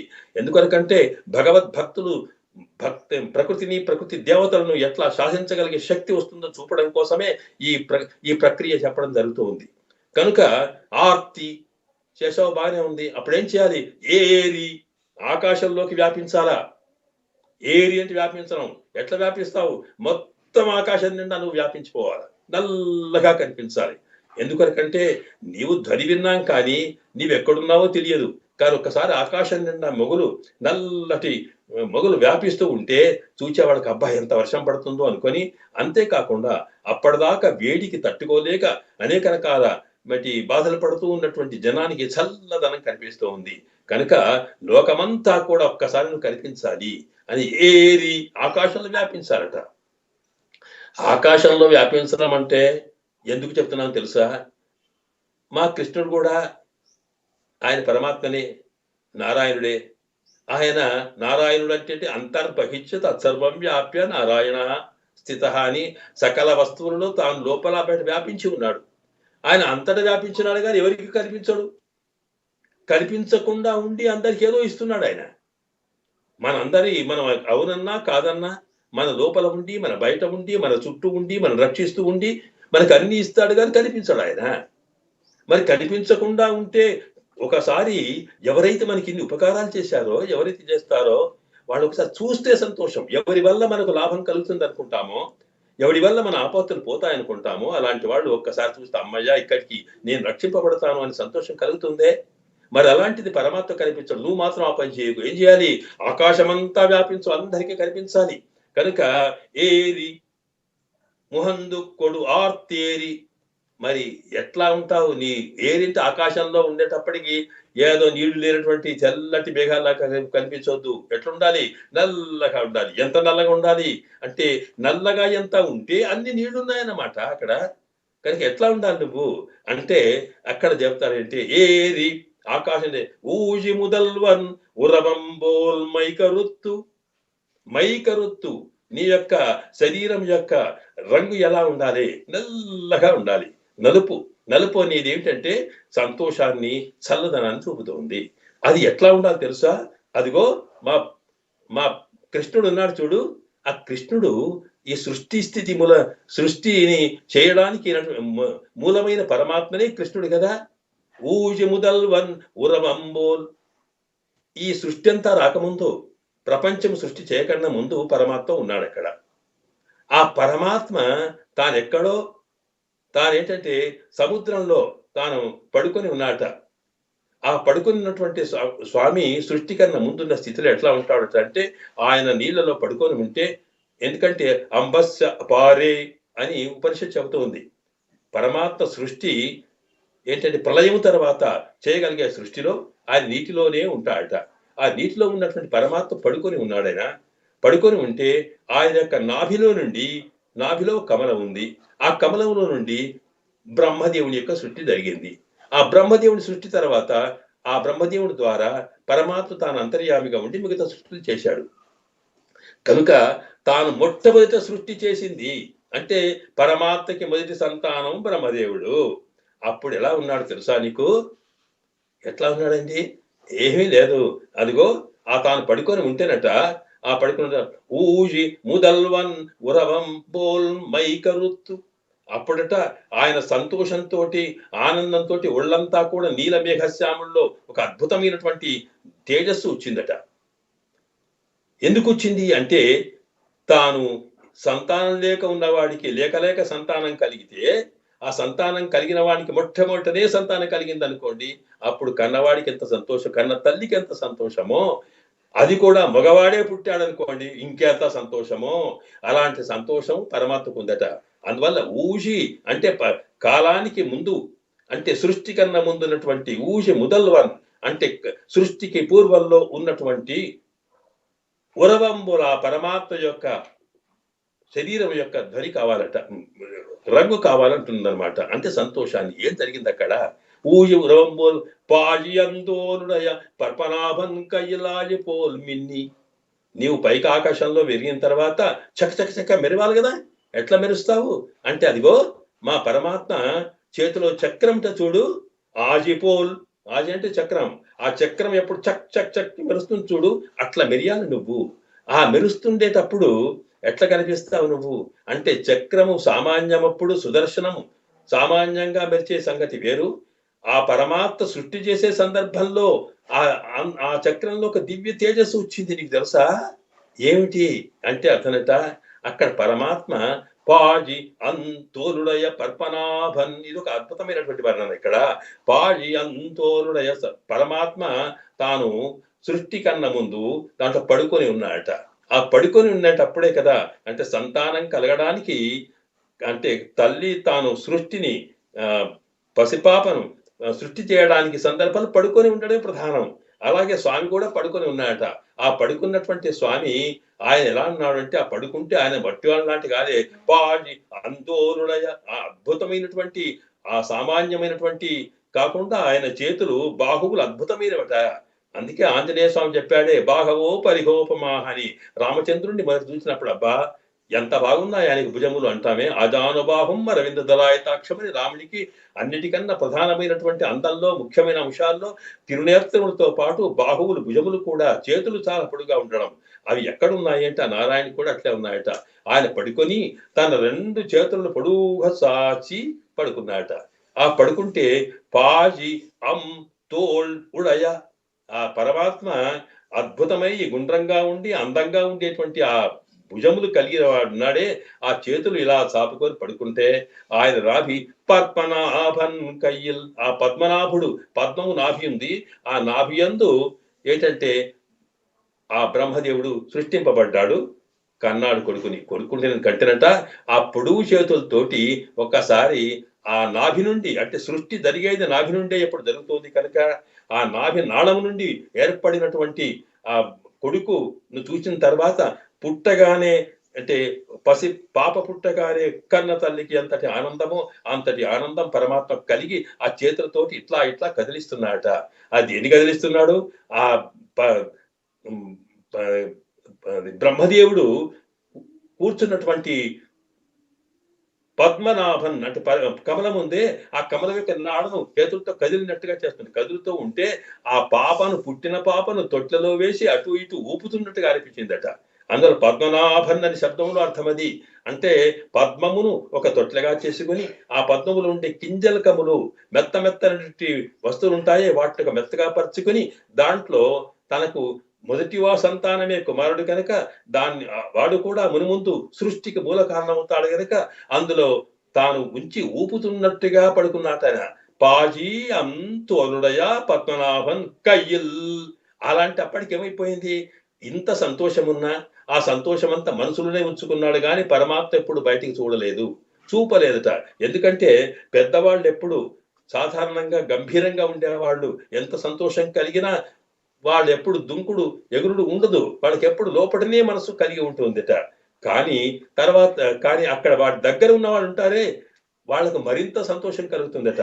అలాగే ఆ స్వామికి ఉండే సంతోషమంతా కూడా ఆయన కాళ్ళలో అతని చేతుల్లోకి వెళ్తే, ఆ చేతుల్లో ఉండేటువంటి కుడి చేతులను చక్రం ఉంది, ఆ చక్రంలోకి అద్భుతమైనటువంటి ఆనందం మిలమిలా మెరుతుందట. ఏమిటి, ఎన్నడూ లేనంతగా ఈ సుదర్శన చక్రము ఇంతగా మెరుస్తుంది, ఉత్సాహం కనిపిస్తుంది, ముఖం మీద తలుపులు ఏర్పడుతున్నాయంటే కారణం అంటే ఏమి లేదు, ఏదో సంతోష వార్త ఉండి ఉంటుంది, కానీ చెప్పరాదు పైకి. ఎందుకంటే రాజుగారి ఆజ్ఞ లేనిది మృత్యులేదు చెప్పరాదు కదా. మరి పరమాత్మని చెప్పడం లేదు, ఆయనకు కొడుకు సంతానం కలిగింది అనే సంతోషాన్ని చూపడం కోసము అన్నట్టుగా స్వామి యొక్క చక్రము తాను ఏంటి సృష్టి పూర్వంలో ఉన్నటువంటి స్థితిలో పరమాత్మకు బ్రహ్మదేవుని యొక్క సృష్టి జరిగినప్పుడు ఎంతటి ఆనందమో అలాగా మెరిచినట్టుగా నువ్వు మెరవాలి అంటే అర్థం ఏమిటి, వర్షం కలిగి మేఘుని యొక్క వరుణుని యొక్క దయ వల్ల వర్షం కురిస్తే తద్వారా లోకానికి సృష్టి, పంటల యొక్క సృష్టి కలగబోతున్నది.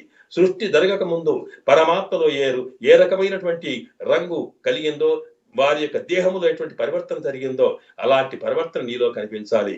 అలాగే సృష్టి జరిగిన తర్వాత ఆ పరమాత్మను సేవిస్తున్నటువంటి సుదర్శనంలో చక్రంలో ఏ రకమైనటువంటి దివ్య తేజస్సు వచ్చిందో అలాగే నీలో అది కనిపించాలి. కనుక నిన్ను చూస్తే పరమాత్మనే కనిపించినట్టుగా ఉండాలి కనుక అందువల్ల ఏరి అక్కడికి వెళ్ళిన తర్వాత పాజియందోరుడ పర్పనాభన్ కయ్యెల్లాగిపోవాలి. అతని చేతిలో ఉన్న చక్రం వలె మిన్ని చకచక మెరవాలి. ఆ తర్వాత ఏం చేయాలి తెలుసా? ఆ తర్వాత ఒక్కసారి నీవు మీన్ ఆడియందు పద్మనాభ కయ్యలు ఆడిపోల్ మిన్ని వరంబుది పోల్ నిన్న ధరిందు. ఆ ఎడమ చేతిలో శంఖం ఉందే, ఆ శంఖంలాగా ఒకసారి ధ్వని చేయాలి. అదే చెప్పామే, ఆ శంఖ ధ్వని జరిగిందంటే ఆ ధ్వని విన్నప్పుడు సంతోషం కలగాలి, కానీ ధృతరాష్ట్ర సైన్యంలో ఉన్నటువంటి బాధ కలగకుండా ఒకసారి ధ్వని చేయి. అంటే మేఘం యొక్క మెరుపును, మేఘం యొక్క గర్జనను అమ్మ పరమాత్మ యొక్క తత్వంతో చూపిస్తుంది. పాజియందోరుడ పద్మనాభన్ కయ్యలాగి పోల్ మిన్ని వలంబురి పోల్, వలంబురి అంటే ఎడమ చేతిలో ఉన్నటువంటి వలంబురి పోల్ నిన్నదరిందు, నిన్ను అదరిందు. నిన్ను అంటే ఉండి ఒకసారి భోగి ఊరడం కాదు, శంఖధ్వని ప్రారంభమైందంటే అది ఒకసారి గడగడ ఓం ఓం ఓం ఓం నడుస్తూనే ఉంటుంది అనమాట. ఆగకుండా ధ్వని జరుగుతూ ఉండాలి. నిన్నదరిందు, ఒకసారి ఆ గర్జన విని సంతోషం కలుగుతుంది. అబ్బో ఎంత వర్షం పడుతుందో అని. ఆడిపోల్ మిన్ని వలంబురి పోల్ నిన్న ధరిందు. ఆ తర్వాత వర్షం కురిపించాలి. ఎట్లా కురిస్తావు? తాజాదే, ఆగకుండా, మళ్ళీ కాసేపు ఆగిపోవడం, తాజాదే ఆగకుండా పోవాలి. మరి ఆగకుండా పోవడం అంటే ఇంత రాళ్లలాగా కొట్టకు, మరి ఎలా కొట్టాలి? శరభజై పోల్వాజి. శరభజం అంటే మా రామచంద్రుడు, నీకు తెలుసా, అమ్మకి తన పూర్వ అవతారంలోని వైభవాన్ని గుర్తుకొస్తున్నాయి గోదాదేవికి. తాను సీతమ్మగా ఉన్నప్పుడు మా రామచంద్రుడు ఏం చేశాడు తెలుసా? తాను రణరంగంలో రావణాసుడితో రాక్షస యుద్ధం చేసే సందర్భం వచ్చినప్పుడు, ఆ యుద్ధం చేయడానికి పోయినప్పుడట మొట్టమొదటి రోజు రాక్షస సైన్యమంతా వచ్చి వానర సైన్యాన్ని తుక్కు కొట్టేసింది. కొట్టేటప్పటికి ఆ వార్త అందరూ కూడా ఆ భరించలేక రాముడి దగ్గరికి పోయి స్వామి అని శరణాగతి చేశారంట వానరులంతా. అప్పుడు రాముడికి ఎంత కోపం వచ్చిందో చెప్పడానికి వీల్లేదు. ఎందుకంటే తనకు జరిగిన బాధ కన్నా తన భక్తులకు, తను నమ్ముకున్న వాళ్ళకు బాధ జరిగితే పరమాత్మకి కోపం ఎక్కువ వస్తుందట. అలా వచ్చినప్పుడు ఏం చేశాడు? ఒక్కసారి ధనురాదాయ మహాతేజా, అక్కడ అంటాడు తతో రామ మహాతేజా ధనురాదాయ. ఒక్కసారి అద్భుతమైనటువంటి తేజస్సు కలిగి ధనస్సును తీసుకుని ఆ రణరంగంలోకి పరిగెత్తి బ్రహ్మాండమైన యుద్ధం చేశాట. యుద్ధం చేస్తుంటే ఆ రాముని యొక్క ధనస్సు నుండి బాణాలు రాక్షస సైన్యం మీద పడుతుంటే ఈయన చేతితో పెట్టి లాగడం కాదు, స్వామి సంకల్పించుకుంటూ ఉండంతలోనే ఆ బాణాలే స్వయంగా వెళ్తున్నాయట. ఎట్లా అవుతుంది? శరవర్షం వర్ష అంటే అక్కడ వర్షం ఏమిటి? శరవర్షం అట. బాణాలే వర్షంగా పడుతున్నాయట. ఒక బాణం తర్వాత ఒక బాణం, ఒక బాణం తర్వాత ఒక బాణం వెళ్తూ ఉంటే పైనుంచి నీటి యొక్క వర్షధారలు ఒకదాని తర్వాత ఒకటి కింద పడుతుంటే ఎట్లాగో అలాగా వాళ్ళ మీద పట్టాదట. అలాగా మా రామచంద్రుడు ఏ రకంగా ఆగకుండా తాజాదే శార్ంగముదయిత్త శరమ. శార్ంగం అనేది పరమాత్మ యొక్క ధనుస్సునకు పేరు. ఆ ధనుస్సే రాముడికి ఉండే ధనుసుకు కోదండం అని పేరు. ఆ రాముడి యొక్క ధనుసుడు శార్ంగముదయిత్త శరమజైపోల్ అంటే వర్షంలాగా, బాణవర్షంలాగా ఎలా జరిగిందో అలాగే నువ్వు ఆగకుండా వర్షం కురిపించాలి. ఆగిపోవద్దు. ఎందుకంటే వరికి ఎంత కావాలంత కావాలి అంటే అలాగే కురిపిస్తానన్నమాట అయినా. అవును, నిజంగా కురిపిస్తావు, నిజమే. కానీ అంటే వాళ్ళంటే రాక్షస సైన్యం, ఆ రాక్షస సైన్యం మీద కోపంతో మా రాముడు పంపించాడు. అంత మాత్రం చేత మరి నువ్వు అలాగే రాళ్లవానో పరికరాని వాళ్ళు కొట్టి వేగంగా కొడితే మేము బాధపడతాం. అలా కాకూడదు. మరి ఎట్లాగా? వేగము మాత్రమే రాముడి బాణాల్లాగా ఉండాలి, కానీ నీవు వేసే వాన మాత్రము ఇతరులకు బాధ కలగకుండా ఉండాలి. కనుకని ఎట్లా ఉండాలి తెలుసా?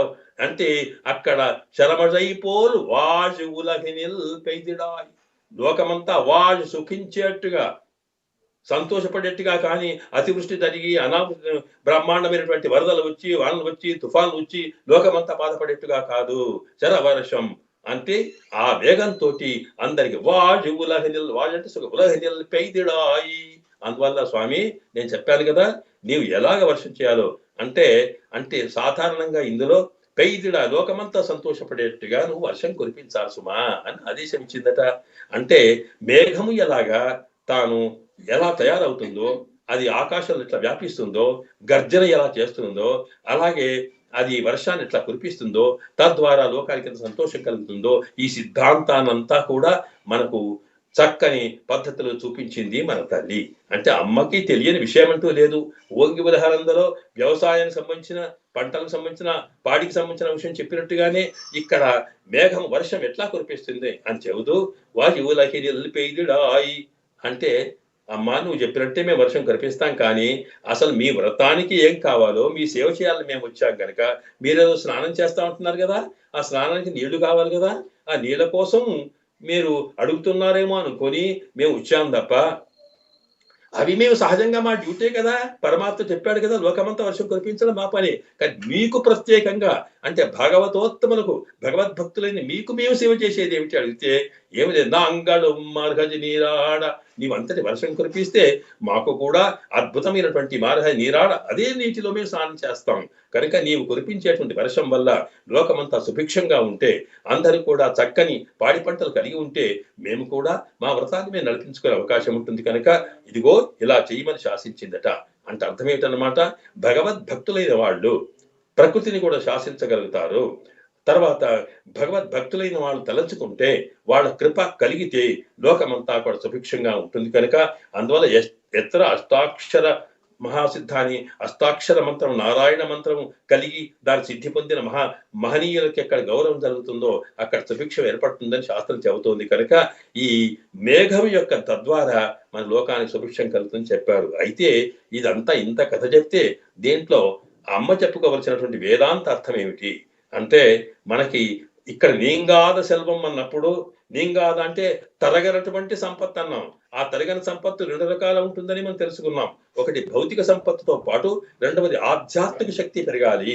ఈ ఆధ్యాత్మిక తత్వాన్ని అందించేవాళ్ళు ఎవరు అంటే ఆధ్యాత్మిక తత్వాన్ని అందించేటువంటి భగవత్ తత్వాన్ని తాము అనుభవించినటువంటి ఆచార్యులే. అందువల్ల ఆండాళ్ తల్లి మేఘ రూపంలో మేఘం యొక్క స్వభావం కలిగిన పరమాత్మలాగానే మేఘ స్వభావం కలిగినటువంటి ఆచార్యులను కూడా ఆదేశిస్తూ ఉన్నది ఇక్కడ, లేదా ప్రార్థిస్తున్నది ఆవిడ. ఇదిగో చూడండి, మీకు పరమాత్మ యొక్క దివ్యతత్వాన్ని మీరు అనుభవించారే, అనుభవం మీ వరకు మాత్రమే కాకుండా మీ యొక్క ఉపదేశం వలన లోకమంతా కూడా సంతోషపడి ఆధ్యాత్మిక ఉన్నత్యం కలగాలి సుమా అని అంటూ మీరేం చేయాలో చెప్పింది. అంటే ఇదే పాశరాన్ని మేఘము చేసిన లక్షణాన్ని ఆచార్యుల లక్షణంలో మన పెద్దలు దానికి సమన్వయం చేస్తూ పోయినారు. ఇక్కడ ఆర్యమజైకన్నా అన్నటప్పుడు గంభీర స్వభావం కలిగి పరమాత్మ లాంటి కలిగినటువంటి స్వామి ఆచార్య. ఆచార్యుడు అంటే ఎవరో కాదట, అంటే ఆచార్యుడు కూడా పరమాత్మకు ఉండే అవతారాల్లో ఆచార్య అవతారం ఒకటి. అందువల్ల గురుదేవ పరబ్రహ్మ అంటామే, పరమాత్మనే ఆచార్య రూపంలో వస్తాడు. అందులో కృష్ణం వందే జగద్గురుం, కృష్ణుడే ఆచార్య రూపంలో వచ్చాడు. కనుక ఇక్కడ ఓ ఆచార్య అని చెబుతూ మీరేం చేయాలి, మేఘము వర్షించి లోకానికి కావలసిన భౌతిక సంపత్తును ఎట్లా ఇచ్చిందో అలాగే ఆధ్యాత్మిక శక్తి కలిగిన మీరేం చేయాలి, ముందు ఆ మేఘము తాను సముద్రంలోకి వెళ్ళి నీటిని పుచ్చుకున్నట్టుగానే మహాసముద్ర స్వరూపుడైన పరమాత్మ ఉన్నాడే, సర్వాంతరవ్యామిన పరమాత్మ, తనకి అనంతుడు అని పేరు. అనంతుడు అంటే పరమాత్మ నీలమేఘశ్యాముడు అన్నామే. ఆయనే మేఘవర్ణం అంటే అర్థం ఏంటన్నమాట, ఇక్కడ ఆ స్వామి నీలివర్ణంలో ఉంటుందంటే శరీరం. నీలివర్ణం అంటే ఏమిటో తెలుసా, స్వామికి సాధారణంగా ఏదైతే మన కంటికి అత్యంతమైన విశాలంగా ఉంటుందో, ఏది మన కంటికి సామాన్యంగా దాని మొత్తం రూపం కనిపించడానికి వీలుండదో అలాంటి దానికి నీలి రంగు కనిపిస్తుంది. సముద్రానికి రంగేమిటి, సముద్రం అంతా విశాలంగా ఉంటుంది కనుక అది నీలిగా కనిపిస్తుంది. ఆకాశానికి రంగేమిటి, ఆకాశం వ్యాపించి ఉంది కనుక ఆకాశం నీలిగా కనిపిస్తుంది మనకు. అలాగే స్వామికి అనంతుడు అని పేరు, అంతము లేనివాడు కనుక అంతటా వ్యాపించిన పరమాత్మకి కూడా మన కంటికి దృష్టిలో చూచినప్పుడు నీలమేఘ తత్వమే కనిపిస్తోంది నీల రంగులో. కనుక అలాంటి స్వామిని మీరేం చేయాలి, ఆయన సముద్రం లాంటి వాడు కనుక సముద్రంలో నీరు ఎలాంటిదో పరమాత్మలో కృప లాంటిది, ఆయన కళ్యాణ గుణములు అలాంటివి. వాటినన్నింటినీ కూడా మీరు శాస్త్రంలోకి వెళ్ళి శాస్త్ర తత్వాన్ని అర్థం చేసుకుని అందులో ఉన్న పరమాత్మ యొక్క వేదైత్య సర్వైహి అహమేవ వేద్య అన్నాడే, సకల వేద వేద్యుడు కనుక అలాంటి వేదతత్వాన్ని వేదాల్లో ఇమిడి ఉన్న పరమాత్మ తత్వాన్ని బాగా మీరు పుచ్చుకొని, అందువల్ల ఇక్కడ ఏమన్నారు, సముద్రం యొక్క నడివిలోకి పొక్కు అన్నారే. లోపలికి వెళ్ళడం అంటే ఏమిటి, అంతరార్థంలోకి వెళ్ళి పరమాత్మ తత్వాన్ని తీసుకొని దాన్ని బాగా మీరు అనుభవించి ఆ అనుభవించిన తర్వాత ఏం చేయాలి మీరు? మేఘం ఎలాగా ఆకాశమంతా వ్యాపిస్తుందో, అలాగా ప్రపంచమంతా కూడా మీరు మీ యొక్క శక్తి ద్వారా వ్యాపించాలి.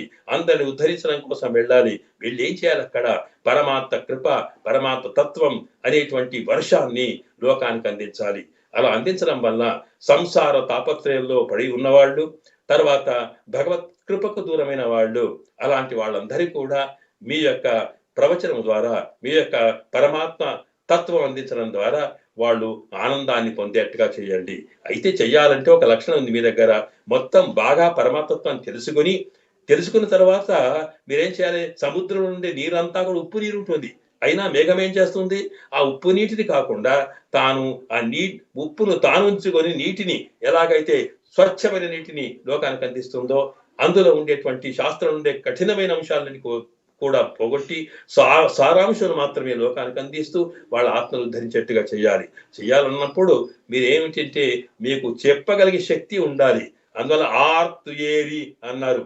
అంటే ఆచార్యునికి ఉపదేశం చేసేవాడికి, ఆధ్యాత్మికమైన వక్తకి అద్భుతమైనటువంటి వక్తృత్వ శక్తి ఉండాలి. మధురమైన ఒక ధ్వని కలిగి ఉండాలి. ఆ ధ్వని చెబుతూ ఉంటే వినేవాళ్లకు ఆనందం కలిగేట్టుగా ఉండాలి.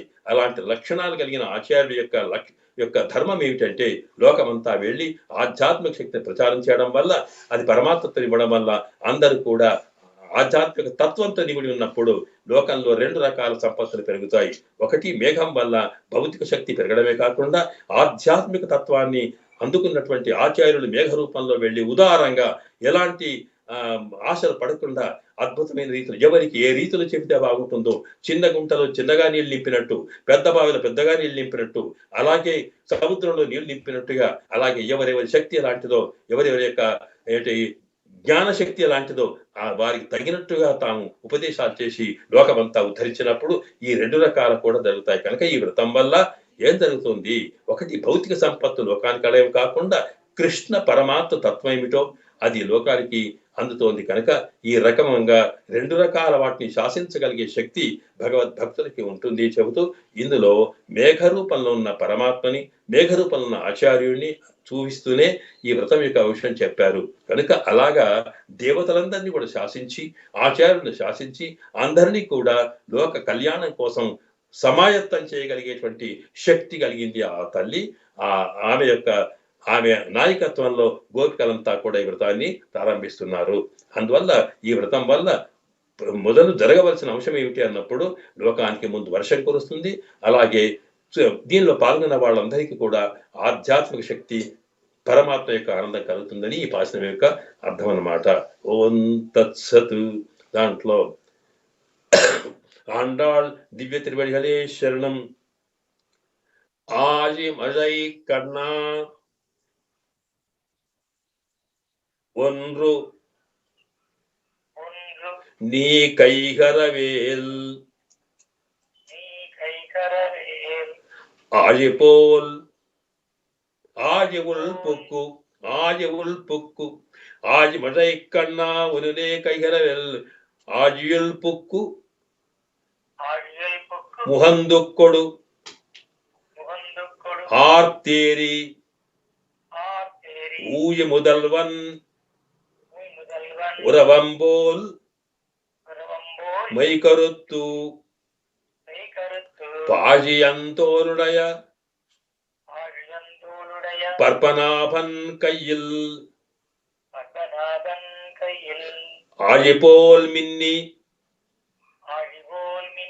வலம்புரி போல் நின்னதறிந்து தாஜாதே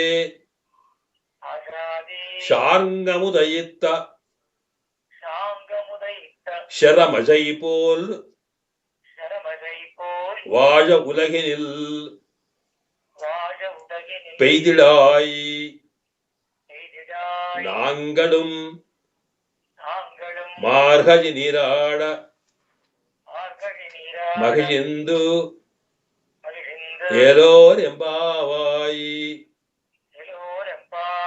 ஆழிமழை கண்ணா ஒன்னு நீ கைகரவேல் ஆழிவுள் புக்கு முகந்துக்கொடு ஆர்த்தேரி ஊயு முதல்வன் உறவம்போல் மை கருத்து பாழியந்தோருடைய பற்பனாபன் கையில் ஆழிபோல் மின்னி வலம்புரி போல் நின்னதறிந்து தாழாதே ஷாங்க முதயித்த శరమழை போல் வாழு உலகினில் பெய்திடாய் நாங்களும் மார்கழி நீராட மகிழ்ந்தேலொரெம்பாவாய். ஆண்டாள் திவ்ய திருவள்ளேஸ்வரம் சமஸ்த பரிவாராய சர்வதிவ்ய மங்கள விக்கிரகாய ஸ்ரீமதே நாராயணாய நமः. ஓம் தத்சத். ஜெய శ్రీమన్నారాయణ.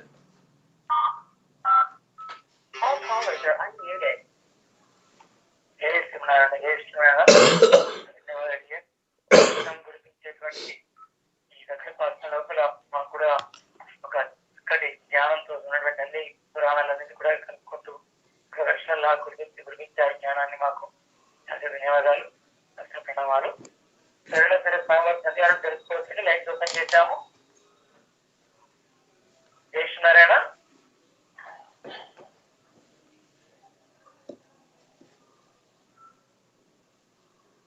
వాళ్ళు చూస్తున్న వాళ్ళు అక్కడ టైప్ చేసి కూడా ప్రశ్న తెలుసుకోవచ్చు. చేస్తున్నారేనా?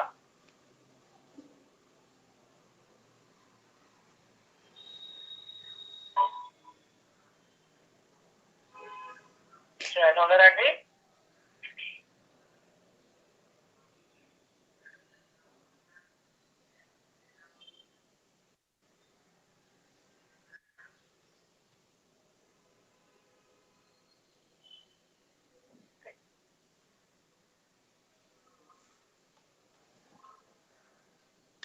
చిన్న ప్రశ్న ఏంటంటే, అమ్మవారు 30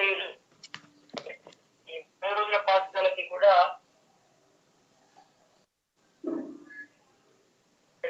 వయసులో తను అంటే పొందుకున్నారు కనుక అంటే ఇవన్నీ రోజుకొకటి రోజుకోవడానికి పాఠం చేసుకొచ్చారా వర్తపూరితంగా, లేక మనం దీన్ని 30 రోజులుగా అబ్జర్వ్ చేసుకుంటున్నామా? ఆండాళ్ తల్లి వ్రతం చేసినప్పుడు కూడా హలో ఆగిపోయింది. హలో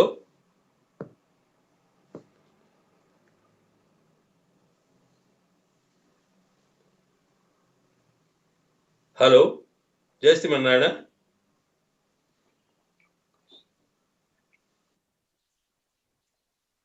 ఇప్పుడు వస్తుంది.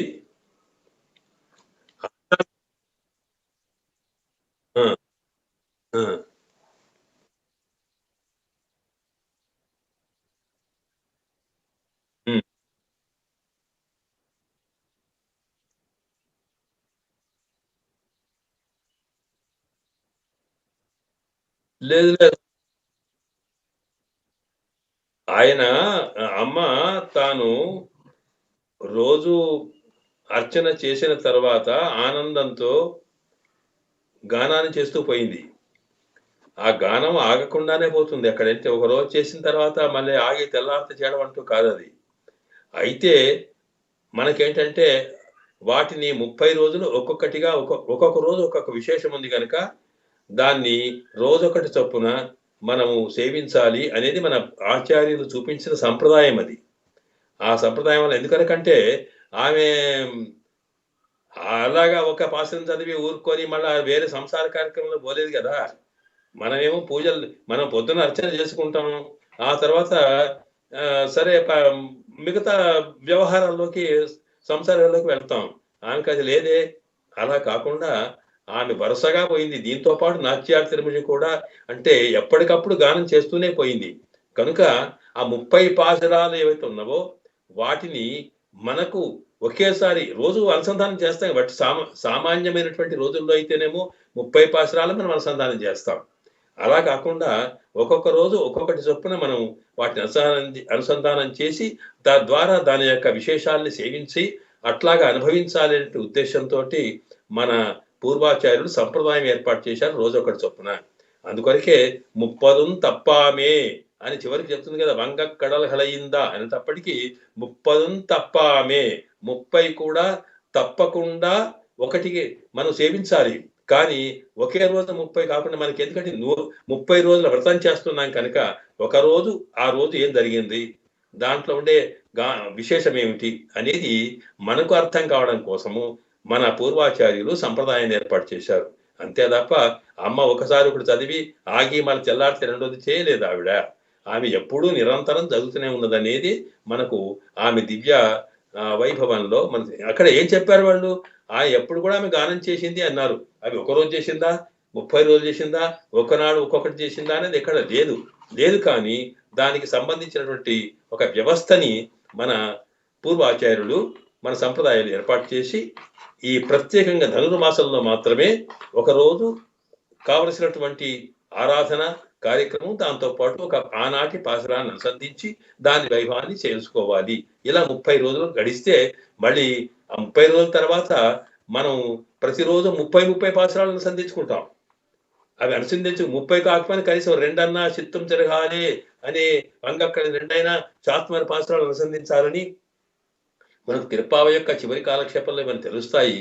కనుక ఆండాళ్ తల్లి రోజొకటి చొప్పున కాకుండా తాను వరుసగా ఒక ధారా ప్రవాహంగానే తాను గానం చేసింది అనేదే మనం అర్థం చేసుకోవాల్సిన అవసరం ఉంది. అందులో ప్రత్యేకంగా ఒకటి చదివిందా 30 చదివిందా అనేది ఎక్కడ లేదు.